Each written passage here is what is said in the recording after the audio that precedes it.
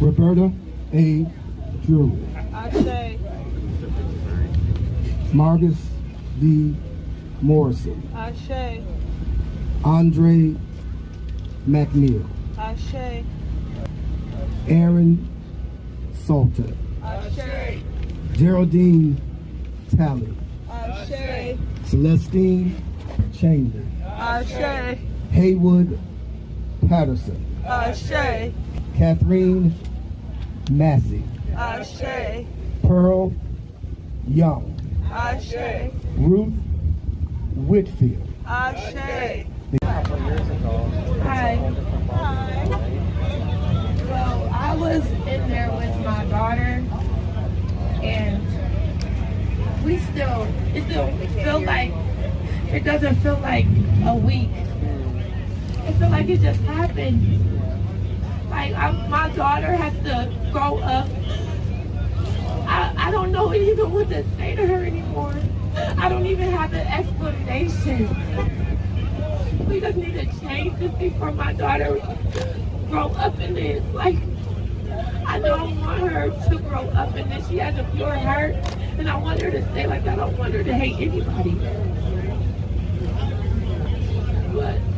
But y'all need to, what's going to happen next? That's all I've been having to say. Like, what is the next step after these media people leave, after the phone calls stop, after everything? We're still going to have that mental, like, I'm paranoid, I panic, like, I have anxiety now. I never thought I would have anything like that. I thought I was the strongest person ever. That proved me wrong. I swear it proved me wrong. Like, I'm just here every single day because it just gives me hope that it is a change that's coming. Maybe. And I say maybe because this happened before. This happened before. This is not nothing new. Like, I just want to just come here every day and just volunteer. That's what I've been doing, keeping my mind off of it. But when I go home, I still have the same problems. I still have the same trauma. These people lost their lives. I've interacted with some of the people that was in there before they died. I was probably the last people they talked to. And that shouldn't have been it at all. They should have been talking to their families, walking out of that tops.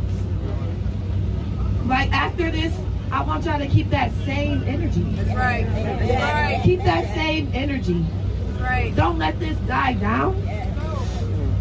Because this changed my life. Y'all don't even know. My birthday was the next day, and I almost didn't see it. Wow, yeah. They asked me why I come outside, why I do this, why you want me to hide? Why you want me to stay in the house?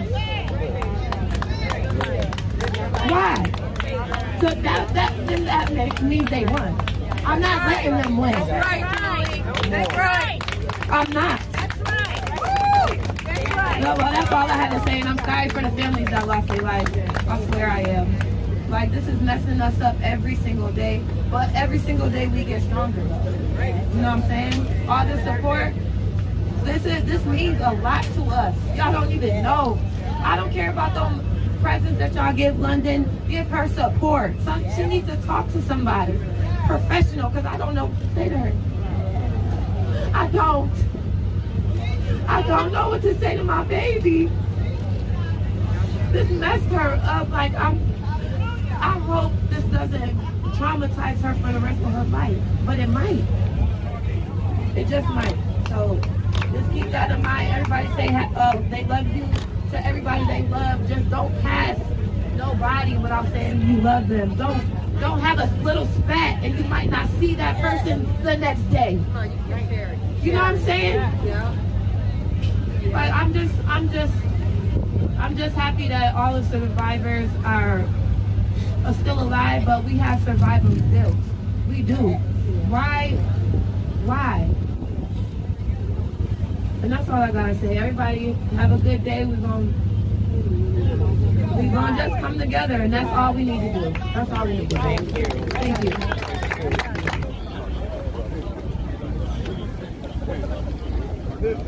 Y'all get pumped right here.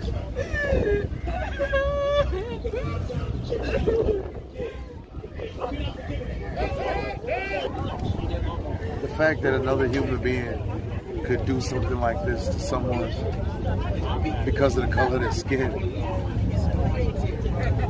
I mean, when I watched that video, and I was in the military, I've seen people get their brains blown out, all kinds of stuff. That is single-handedly the worst thing that I've ever seen in my entire life. And the fact that he was only 18 years old. 18 years old. So that means that it's still being taught. It's alive and well. Meanwhile, you got governors all over the country, Virginia's included, trying to, you know, dictate what's being taught about our history in the schools. Is this going to be in our history books? This is single-handedly the worst single killing of black people since Tulsa. Is this going to be in the books? Are they going to try to whitewash this too?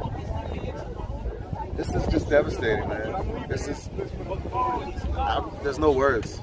There's no words. That the fact that someone could do this to someone specifically because of the color of their skin. It's unspeakable, man. It's just unspeakable. And it just shows that while the powers that be try to convince us that black people are the ones that are causing the divide, no, we're just trying to get our footing. We're just trying to get our footing. And then as soon as we start to get our footing, look what happens. They didn't choke him. That's what kills me. That's what made me that much more angry. The fact that they handled him with care. And he had nigger written on the front of his gun. He filmed what he had just done. And you handled him with care. But yet, if I pull my wallet out during a traffic stop, you'll shoot me and you'll kill me. So that's when we say Black Lives Matter. That's what we mean right there. When we do a crime, take us to jail, like you did this man. Don't put a knee in our neck. But yeah, that's what bothered me more than anything. Even what he did was horrific, but the fact that he was handled with care by the police afterwards, that's unspeakable, man. And you can't say he killed one of your own. He killed one of your own. Oh, wait a minute, that guy was black. The retired officer who was a security guard. Hey, I thought thin blue line. I thought y'all supposed to protect each other, right? Well, he was a cop for what, 30 years? You know, not saying that I want cops out here creating vengeance or being judge, jury, and executioner, but that's what they are in the black neighborhood. That's what they are in the black neighborhood. So we expect something. Because he accomplished his objectives, guys. He told you guys exactly what he wanted, right? He said he wanted to kill as many blacks as possible, survive, and spread the word. And that's exactly what he did. There is no way you could tell me this man modified his weapon, went back here and got armor, modified his helmet, right? Had detailed battle plans of what happened. And his father was clueless. Plus the fact that he went out here and had a Discord server 30 minutes prior to the attack, live streaming the event. And you tell me these people could just get away with that? This is an open season on black again in this country. Because another thing, how the cops not level this guy, right? So you got Jacob Blake Sr. out here. His son got shot in the back 7 times by police officers for walking away. And they let this man kill people with a hot Bushmaster. The barrel's still hot. And they treating him like he got kid gloves on. So we know what it is, America. Everyone knows what has to happen. There could be no quarter for white supremacy in this country. Period. You want to drag us back to the 1950s? We're not going without one hell of a fight. What does have to happen? And we can beat you out here. Period. What does have to happen to make communities safe again? Well, you got to start from the top. Right, you got to, first of all, we got to acknowledge that white supremacy is a sickness and it's part of American tapestry. Why is the Ku Klux Klan not banned? You want to know why? Because some of them Klans members are in that police uniforms over there. I served with some of them as a soldier. I had white soldiers that refused to go to Barack Obama when he was given the Medal of Honor out because they said he was a Muslim and he wasn't an American citizen. Are you fucking kidding me, man? We all took the same oath to serve this country. Look where we at. It's a damn shame that I got treated better in Iraq and Afghanistan by our so-called enemies than I have in this country that we risked our life for. Still nigger in this country. Are you kidding me? They still got active sundown towns in America. We have to face white supremacy head on. Canada is saying that They predict America may fall to right-wing extremists within the next 8 years.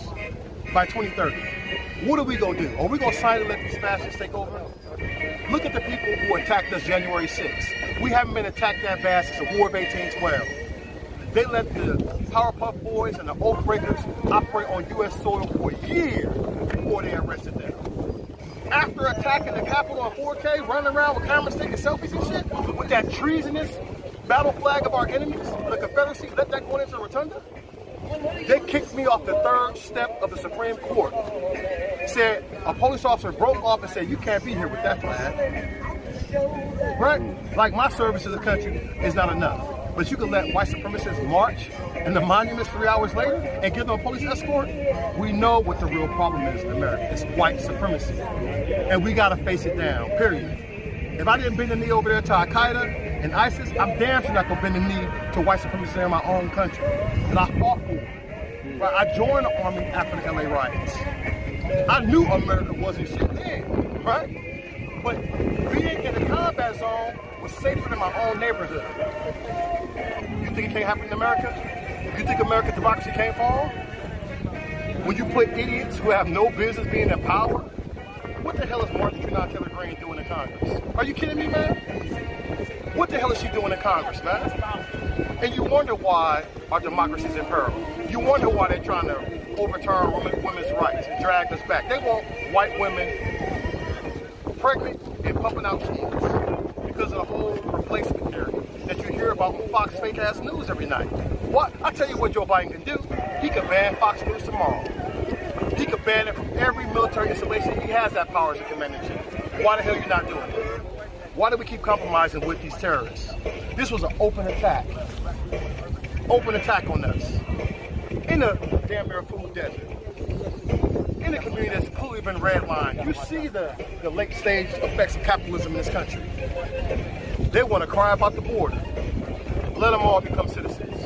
That's why I say you want to get these right wingers out of power, let every last one of them become citizens. Anybody that's willing to fight against this fascism in power, give them their citizenship.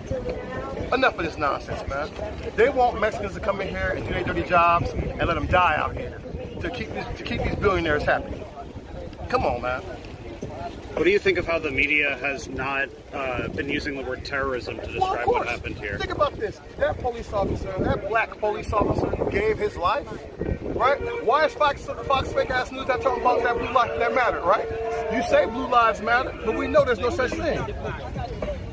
They not talking about that man heroically faced down. He knew that was a death sentence. This kid had body armor, military upgrades, weapon illegally modified, and he got to face him with a handgun? It's a death sentence. And he still did his duty, even though it cost him his life. Why is Fox News silent about that? Because it wasn't about that. They don't give a damn about black people. Fox fake-ass news is a white supremacist organization, period. They get a couple of sellout Negroes, man, like Candace Owens and the rest of these clowns to push their narrative. But it's over with, guys. We're going to organize in this country, and we're going to give you what you want, period. We're not backing down, and we would never let this country fall to fascism without one hell of a fight. You can believe that. Praying, how long before America falls? How long? How long do you think we have if you let the worst president in American history, Donald Trump, a fucking fascist, get back in power? After everything, we know that man guilty of sin. Unparalleled corruption. In your face with them not care. You got people, even in Virginia right now, that's in power that was there January 6th. These treasonous cowards are gaining power in the country. What do you think they're going to do in 2024? So, I'm going to fight. I'm going to vote straight blue to save our democracy, and then when things get darker, I'm going to fight head on. And we're going to train other people to do the same. Period. Do you think the Democrats are doing enough as well? No, they're not. You got to hold them accountable as well. Because what are you going to do? You sit back and say, well, Joe Manchin is blocking us. Get rid of him. Get rid of him, man. Why the hell are you there if you got a yacht? Can you tell me why this man is still in power? West Virginia is a big-ass truck stop. The average median income is $26,000. His upkeep on his yacht is 3 times that amount, $100,000 a year for upkeep of his yacht. Why is that man in power? Why is he in power? Because there's no difference between a Republican and a moderate Democrat. There's no difference. The Republican Party died with John McCain, by the way. Now it's just a MAGA fascist cult that wants to turn America into a Christian theocracy. Period. The Constitution gives you the right to say, you know what? We want a separation. Build that wall between the church and state. Quit worrying about the southern border and build a wall between the church and state. No thank you to white Jesus. Not everyone has to be an evangelical Christian, because if you think that Trump's a Christian, you know shit about Christianity anyway. Out here like a cult, man. They're going to suffer the same fate as Jim Jones and David Koresh. That's what happened to cult members. You take it to the grave. But now we're giving cult members power. Are you kidding me? It seems like the more radical they are, they put them in power. And you think our democracy is going to stand? Come on. So we go do our part. That's why I'm here. If a terrorist can drive 300 miles to attack our people, I can drive 500 miles and stand in solidarity and let them know we're not backing down. We're going to teach these people how to defend themselves. They can't, depend on these police out here. We're going to show them how to defend themselves. We're going to show them how to use their Second Amendment rights, and we're going to show them how to organize. And we're going to bring people when the cameras leave. We're going to bring people to help these people. Because we have to unite. Just like he had, his manifesto reads like a white supremacist call to action. We need a response. We need a response. Everybody out here knows what has to happen. I've talked to Vietnam vets that still dealing with the same things I'm dealing with. White supremacy is the #1 threat to this country. Not just for black people, but for everybody. Fascism put everybody at risk. Thank you. Education. We have to start in our homes. It's not going to, the politicians, we are the people with the power. We put them in position. So when you point one finger at the politician, you got 3 pointing back at yourself. Search yourself. Search your circle. Who are you around? Is anybody dealing with racism? Are you addressing it? Or are you sitting at the table being quiet? Because when you're silent, you still agree. So are you speaking up about it? And not being confrontational, but are you speaking up about it, saying, listen, can we look at this another way? You got to look within your heart. And that's what everybody is not doing. When you got hate like this, it definitely comes from the heart. There is no way an 18-year-old, 18? I have a grandson that's 18. There's no way an 18-year-old is going to do something like this. And I didn't even want to see the video. But to literally take that daggone gun and shoot somebody in the head, it was like something on a video game. How do you do something like that? And then, for some people, one of those to crack jokes about it on social media. It's still hate going on with all this. It's still hate going on. You gotta search your heart. Because the last answer you're gonna answer to, and that'll be a day you can't run from. That'll be the day that your boys and your whoever else that you got with you is not going to be there to back you. Because nobody's going to protect you when you go and answer to God.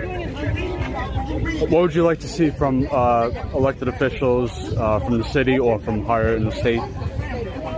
What I would like to see, the laws that needs to be changed, I'm not even looking at the gun laws. It's the laws that's suppressing the African American communities. We have to address that. Now, I mentioned about this site. We have one grocery store in our community. We have a lot of dilapidated buildings, open lots. Let's utilize them. Community, let's just pull together and let's utilize them and give our people more options than one option. And that's all I ask for every elected politician all the way up to the president. He came here. You send the money to Ukraine and look what we got. This is our grocery store. So this, what we gonna stop now? We got the food coming now. How long is this gonna last? What happened to all our neighbors over here? What happened to them? What happened to the ones that don't have vehicles? What happened to the elderly? What happened to the handicapped, disabled? What happened to them? It's not about these people wanting to get these votes out and they're complaining about the politicians, and we all have a job to do. It's not just the politicians. We all have a job. And when you sit and say nothing, you're part of the problem. We all got to be part part of the solution. Every color, every nationality, be a part of the solution and not the problem. We got no problem. We need hands to come together like this, and the hearts to come together. Let's work together. We see what's going on. We know what the needs are. And when you come out of your four walls, when you come out of your own circle, when you come in the community, you'll see the needs, and you'll hear about the needs. And when you say, oh, that's terrible, oh my God. Or when you say, you know what, how can we get together and help? How can we change? And mean it. Don't just give your card out. You got a lot of people that's coming, oh, I prayed, they're putting the flowers down. So what else are you going to do? Don't come here just for the show and the cameras and say, oh, you know, everybody's going to cry right now. But are you going to cry 6 months later? Are you going to cry a year later? 10 years later? Are you still going to say, let me make sure that the African American community is the same as our counterparts. Let's make sure they're being taken care of economically and developing more opportunities for our youth. It's a lot more that needs to be done. And I'm not even going to put it all on the politicians because it starts with us. It starts right from where you at. It don't start with them. We put them in position. We got the power. They don't have the power. We got the power. And we got to understand that and utilize it and stick with one another and do it. We can make a change. It's not too late. It's sad that this happened, but it's not too late. But we have to search our hearts. No hidden agendas. Let's come to the table and let's make some changes. And it can happen. And I pray that it will. And I will have a part of it. Black Lives Matter! Black Lives Matter! Black Lives Matter! Black Lives Matter! Black Lives Matter! Black Lives Matter! Black Lives Matter! Black Lives Matter! Black Lives Matter! Right now, this community is trying to heal. This community is trying to grieve. This community is trying to unify. We don't need any messages of divisiveness. Right now, this community is trying to heal. But he came up here specifically to hurt the black community. And what he's done, besides hurt those individual families, he's brought a lot of people over here that wouldn't normally come over here. And I just pray. I pray that somehow it ends. White people have had this superiority complex since they came here.